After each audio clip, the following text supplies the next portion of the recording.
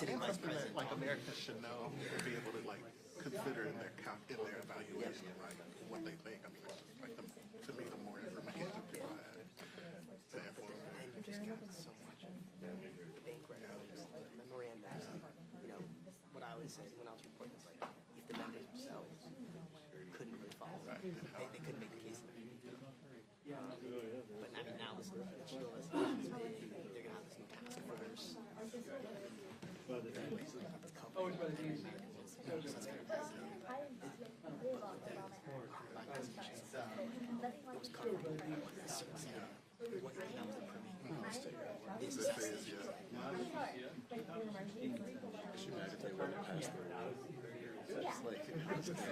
Was that ever even? I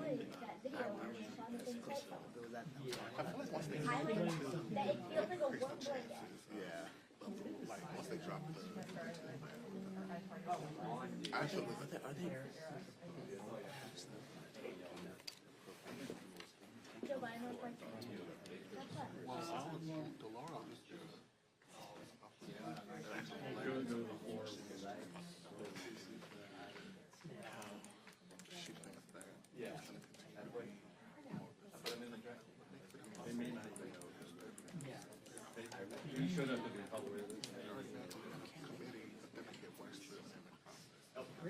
Heads up.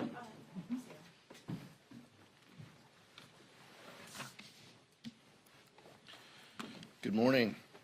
I want to start by offering the condolences of the entire House Democratic Caucus to the family and friends of our beloved Sheila Jackson Lee, our amazing colleague whose energy and spirit will be deeply missed, particularly in moments like these. The caucus paid tribute to Sheila. We heard from a number of members and played a video. And just for all of us being in these meetings with Sheila and the passion that she brought to each and every event that she participated in just meant a lot to all of us. And so we took our time to pay tribute to her. When we talk about being a statesperson and when we talk about patriotism, in the most challenging of circumstances, people who show grace and empathy, wisdom, resolve, and integrity, future generations of men and women will remember that Joseph Robinette Biden served as the beacon of hope throughout the world to ensure that we put patriotism first. President Biden personifies the governing philosophy that the House Democrats have talked about for so long, putting people over politics. His decision highlights the reality that everything is on the line in this election because of the threat of Donald Trump and the Trump Project 2025. The American people watched with horror as Donald Trump accepted the Republican nomination last week and laid a dark vision for America's future. More tax cuts for the wealthy while working people lose out on Social Security, Medicare, and health insurance. More bans on abortion and more families torn apart. The Trump Vance Project 2025 threatens to undermine our democracy and jeopardizes the freedoms, safety, and retirement security of working families. House Democrats are going to fight back against this extremist handbook every step of the way. Vice Chair Ted Lieu. Thank you, Chairman Aguilar. And like the chairman said, we all are mourning the loss of Sheila Jackson Lee. I had the particular honor of serving with her on the House Judiciary Committee. We went through 2 impeachment processes, and I also had the distinct honor of serving on the Crime Subcommittee last term when she was chair. It was very clear to me that every day she came into Congress and fought for justice and equality, and she gave a voice to those who did not have a voice. She will be missed. I'm going to now talk about President Joe Biden, who's going to go down in history as one of the best presidents America has ever had. His selfless act this weekend reminds me of what George Washington did when he voluntarily gave up re-election and put country first. If you remember, 4 years ago, the Biden-Harris administration inherited a country that was crippled by the pandemic, turned it around. The Biden-Harris administration ushered in record job growth, the lowest sustained unemployment rate in over 50 years, and a stock market that is setting record highs. If you have a or retirement account, your accounts are higher now than they were 4 years ago. Thank you, Joe Biden. In contrast, we have Republicans who want to jam down Trump's Project 2025 on the American people. It is an extreme takeover of government and of your life by radical Republicans. They want to ban abortion. They want to control your education. They even want to do totally silly things like get rid of the National Weather Service. So what are we going to have in its place? Just people guessing what the weather is going to be? This is a dangerous document. If you look at a Navigator poll that came out today, about 1 in 10 Americans now view Project 2025 favorably. It's now about as popular as bone spurs, but it's far more dangerous. It is time for the American people to wake up, read this document, and then vote accordingly in November. Questions? Mr. Aguilar. Max? Obviously, we have Prime Minister Benjamin Netanyahu coming to address Congress tomorrow. I know a substantial portion of progressive Democrats are not choosing to attend. I'm curious your message to the caucus on the speech and whether you think it's appropriate to skip the Netanyahu address. I think members are going to make their own decisions. I personally will be there. The vice chair will be there. I feel when world leaders come to the People's Chamber, it's important that we hear their perspective. Israel is our closest ally. I'm looking forward to the Prime Minister's address, even if I disagree with some policies that the government is putting forward at times. That's part of our democratic process. But members are going to make their own decisions, and we've just been encouraging members to exercise safety and to let them know of the security posture that we're going to face tomorrow, and giving them the guidance that the Sergeant at Arms has been sending out as well. The head of Secret Service just resigned. Can you speak on the bipartisan efforts to, I guess, have Secret Service acknowledge what went wrong there? I think members on both sides of the aisle were shocked by the events and the assassination attempt, obviously. It's important that the Secret Service accept some responsibility. I know that there is a number of investigations that are continuing, internal and potentially external from the department itself. Members on both sides of the aisle called for her resignation, and I think that was the right decision. Go on. Thanks, Mr. Chairman. James Matthews from Sky News in the UK. If President Biden isn't fit to be a candidate, why is he fit to continue as president? President Biden's record of achievements is unparalleled. The last 3.5 years, House Democrats, Senate Democrats, and the Biden administration were able to accomplish so much to lower the costs that Americans face, to improve our economy, over 15 million jobs created. Those are the types of accomplishments that the American people know. Those are the types of things that President Biden has pledged to continue. He'll spend the next 6 months being president, and he will have our support along the way. We are partners in this progress, and I think history will show that his achievements are just absolutely unparalleled. And for those of us who have spent time with him, we're going to soak up everything we can, the knowledge, the experience, the wisdom that he brings to that office, the good judgment. Those are things that public servants of all stripes can learn and emulate, in my opinion. But are you confident that he is fit to be president for the next 6 months, sir? You know how you have pro athletes, like a quarterback takes a team that's like 4 years ago not doing well, and then now takes them to having a winning victory and says, you know, I'm going to retire next year. Doesn't mean that quarterback can't play this year. And if you look at the record, Joe Biden, as the chairman said, he's done amazing things for our country. But you know who is not fit? Donald Trump. He is the oldest person running for president ever. He makes incoherent statements. He forgets people's names. He mixes people up. His cognitive decline is readily apparent. Donald Trump should pass the torch and withdraw from the race. So a quarterback who can't play with respect. You know, I always find it interesting Joe Biden when the is the vice. leader of the free world. I always find it interesting when the vice chair talks about football as a struggling Browns fan. I know it's incredibly difficult for him during these hard times. Mike. Thank you, Mr. Chair. The House Rules Committee is going to meet later on this afternoon to prepare a resolution on the administration's border policy and condemning Kamala Harris as the quote borders are. There's also talk of the House Republican leadership bringing a bill to call on Kamala Harris to invoke the 25th Amendment. With everything going on, the BB speech, the appropriations process, what's your take on these measures being under consideration? My take is Republicans are flailing. They have no agenda that helps the American public. That is incredibly clear. They can't pass appropriations bills. They're pulling bills off of the floor. We'll see what happens with the schedule next week. But the chaos and confusion that has been the hallmark of this Congress is because of House Republicans.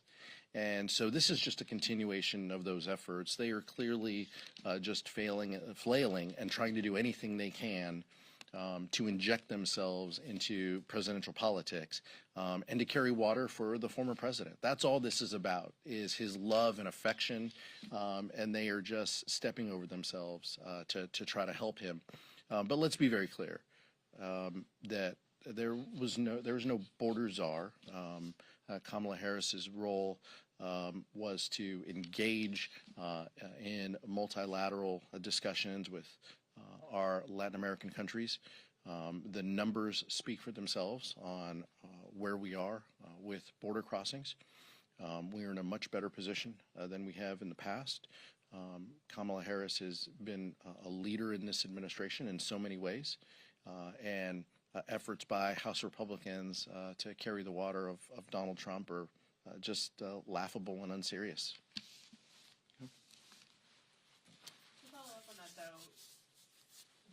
The reduction in numbers at the border we're seeing now, is that a result of those multilateral talks that she worked on with our partners in Latin America and South America, or is that because of the executive actions the president took to tighten up access at the border? I think it can be both and, but it's clear that the Latin American countries, the Northern Triangle countries, those numbers have significantly diminished. That is factual. There are many countries, many individuals from countries around the globe who find their way to declare asylum at the southern border, but the particular percentage among those Northern Triangle countries has been diminished. Those are just the facts. There's also probably several dozen members of the House Democratic Caucus at this point who have not taken the additional step of endorsing Harris as the new presidential nominee. Can you speak to how, what the thinking is within the party at this point, and is there enough of an open process for people who do not necessarily think that Harris should be the nominee? Vice President Harris will be the Democratic nominee for president. Whether people put it in a press release or not, that is going to happen. She's locked up the delegates and the support. We look forward to helping and being a partner in this process with her. I know the vice chair and I have had conversations with her. As a Californian, there's a lot of pride among us as well. We look forward to her officially securing the nomination and the next 105 days ahead. Hi there, Bo Erickson with Reuters. On the bipartisan task force announced today on the Secret Service, can you give a timeline at all about when members will be appointed and when the public should see those recommendations from you? I believe that to answer the second part of the question, I believe the resolution or the document we vote on will talk about a date, but I'd refer you to that document in the Speaker's office and the Leader's office as to the timing of the appointments. Go ahead, Nicole. Thanks, you, Mr. Chair. The president will address the nation tomorrow from the Oval Office, kind of about the path forward. What do you want to hear from him? And also, since both of you are members of the California delegation, can you speak specifically to the role that the Speaker Emerita played in this process, in this transition between the president and vice president, and whether or not that was a factor in how this all ultimately played out. I can't speak to that. I'm not privy to those conversations, but I can tell you that as Californians, we have immense pride in the Vice President.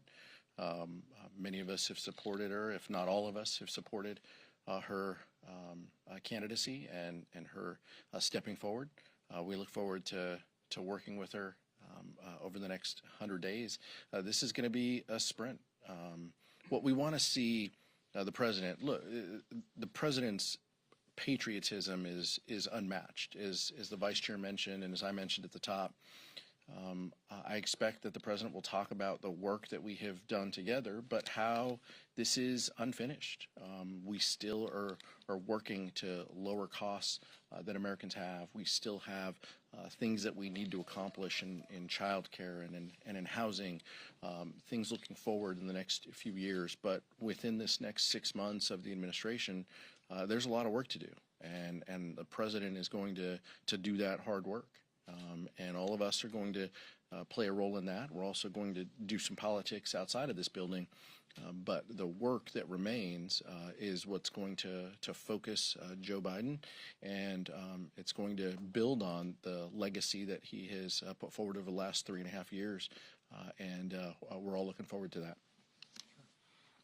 I don't have any knowledge of Speaker Pelosi's talks with the president or his advisors. On President Biden's address tomorrow, I believe he'll remind America what it was like 4 years ago, where there were bread lines, and under the Trump administration, you had government shutdowns, you had schools that were closed, you had people that were getting sick, and you had a former president that grossly mishandled the pandemic. And under the Biden administration, you got shots into people's arms, you had schools reopening, you have an economy that is now starting to roar again, and I think that's what President Biden is going to talk about, and also with their work ahead and how we continue on the progress that the Biden-Harris administration has made these last 3.5 years. Question? Thank you. How long would you say that you've had thoughts that President Biden might not be the best person to lead your ticket in November? What was the question? How long have I? How long have you had thoughts that he might not be best suited to lead in November at the top of your ticket? Look, I think as House Democratic leaders, our job first and foremost was to listen to our members. You saw, you folks reported on those members who put out statements, indicating their thoughts. Our job was to have a number of conversations with those individuals who express their opinions publicly and those who express their opinions privately, and to convey that to the leader and to members of the administration's team. The focus and objective of every single member that we talked to, though, was the same. We have to stop Donald Trump. We have to stop this Trump Project 2025. We need to ensure that they don't carry forward a national abortion ban, that they don't end contraception care, that they don't repeal the Affordable Care Act. Those are the things that kept Democrats together. But we did our jobs as Democratic leaders to convey those the thoughts, the feelings of our colleague to the leadership team, as well as to the White House. California could determine who controls the House next Congress. How do you think Vice President Harris impacts down-ballot races? And also, how do you feel about Speaker Johnson criticizing the Vice President for not attending the Netanyahu address? The Vice President's going to be having a bilateral meeting with the Prime Minister. I think that sends the message that Israel is an ally and that she is giving him an audience. And I think that that's completely appropriate. California will play a significant role in this political year. The Vice Chair and I have said that for the last year and a half. I think having the Vice President at the top of the ticket will be incredibly helpful. We know her. We know her track record. We know her as our United States Senator. We know her as our Attorney General. We know the tough-minded prosecutor that she is, that she's going to prosecute the case against Donald Trump, and she's going to remind Californians what's at stake. And Donald Trump's favorability rating is pretty low in California, and I think that the Vice President's going to remind people exactly the threat that he poses. And I think that there's going to be some energy and enthusiasm that will get our candidates across the finish line. Thank you so much. VP.